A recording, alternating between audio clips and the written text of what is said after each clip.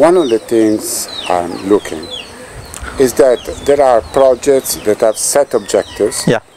and you achieve those objectives, or sometimes all, sometimes only part, and Yeah. then you move to another project. Yeah. This is the chain, the project cycle chain. Yeah. But something which I feel it goes underestimated, but is very important, is the knowledge circle process. Yeah. Yeah. Each project, each activity, each challenge, including those which were apparently failure, Yeah. Yeah. but produce fresh knowledge, Yeah. new knowledge, which is circulated in a different number of activities. Yeah. And this creation and sharing of knowledge, I Yeah. think, is a very strong determinant factor of empowering communities and enabling them to address their problems. Yeah. Yeah. Why, my point, what I ask to myself, and maybe you can help me understand, why this process of creation and sharing of knowledge does totally lost in the understanding and evaluating the projects on the field? Well, from my perspective and from Concern's perspective, we have been very, very careful about learnings from our projects and our programs. In fact, we, after each evaluation, we have been looking at key learnings in a very, very systematic way, and those learnings are used in terms of developing a new phase, new steps of the project.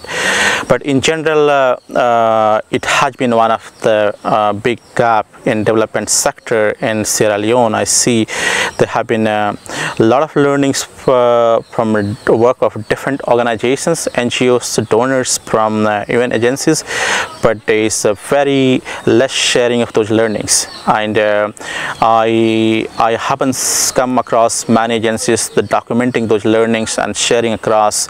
And so very often you find, agencies are reinventing the wheels, and there have been some coordination forums going on, but those coordination forums are not very effective. Those have been largely limited to share some information, but not going beyond that, sharing key learnings and then complementing each other to improve program qualities, to make changes in the lives of people.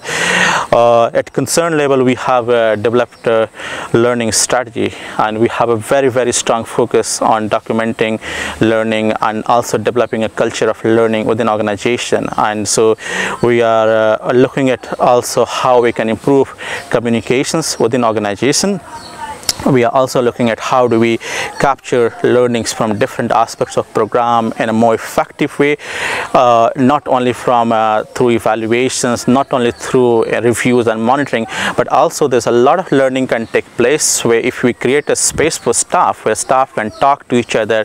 We have a big team of 150 staff, and if they can talk more with each other, they can share a lot of learnings from different program teams. So we are creating a learning spaces within organization, within our functioning.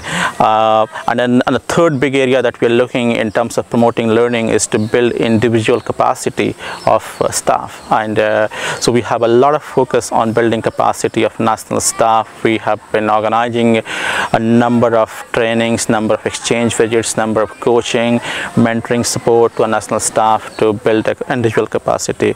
So coming back to the bigger point of learning, I would summarize saying that yes, this is one of the biggest issues in Sierra Leone, where not many agencies they are documenting and sharing learning. There's no systematic way of sharing learning across agencies, and this is one of the biggest gaps I feel in Sierra Leone. Of course, there have been some initiatives taken by few agencies, like Concern. This year we produced a document called Stories of Change. It's a compilation of 18 human stories showing positive changes in the lives of people with who have been working in Sierra Leone, and we shared it widely across development partners and other NGOs in Sierra Leone, and it has been highly appreciated. It also has been a good learning for our own team. So there have been some examples, but it needs to be further strengthened, and not only by one or two agencies, but in general there should be a culture of learning across development partners. Manoj, you're coming from India. Yeah. You are working for this Irish-based organization, international, and I work in Africa and Sierra Leone. Yeah. Now, India is a country which, in many senses, is doing very well. Yeah. In other sense, there are still big development gaps. Yeah. Yeah. Now, suppose one day, and probably you will, one day we'll go back to India and work as a professional there. Yeah. What did you learn from concern that you would like to apply in India? And what did you learn from Africa that you would like to apply in India? Well, there have been a very, very strong knowledge base from development sector in India that can be applied in African context, and I know they are very, very simple technologies, simple methods to improve living standards of people that has been applied in South Asia, particularly in India, that can be applied in Sierra Leone and other West African countries. For example, if I talk about water issue, as I mentioned, 47% of population of Sierra Leone, they do not have access to clean drinking water. But we also know that Sierra Leone receives the highest rainfall in this region, and we have a 6 months rainy season, and despite of that there is this problem of drinking water. In South Asian context, many places, many communities, household level, they have tried rainwater harvesting systems, and they harvest rainwater that meets their need for 6 months, and this can be applied very, very easily here.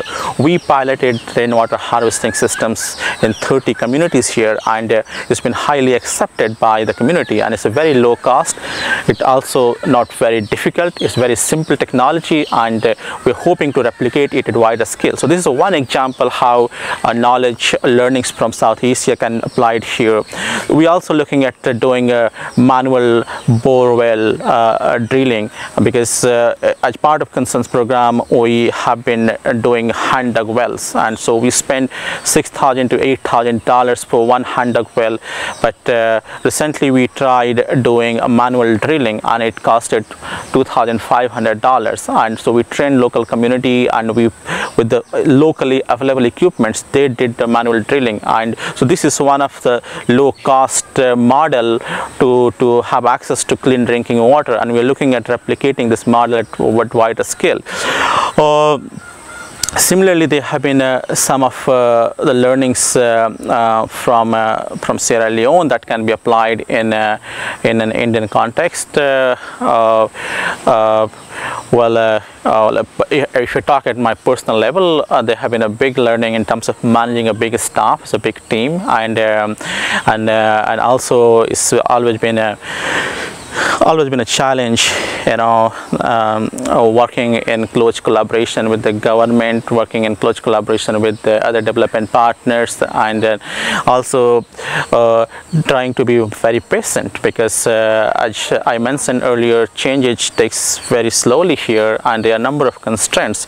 Things look very simple in Sierra Leone from the outside, but when you start actually working and making changes, it takes a lot of time and a lot of energy, because there are a number of small constraints in terms of staff capacity. It could be a climatic challenge. For example, if we are doing a number of school construction and health clinic construction, and because of 6 months of rainy season, it's very, very difficult to construct one school in a year, because you have 3 months of dry season in the beginning of the year and 3 months at the end of the year. So the number of challenges, and so yes, I've learned to be more patient and to understand the local realities, local context, and many things that we do in different countries where I have worked in the past might not work in this context. Yeah, so each context is very different. Yeah.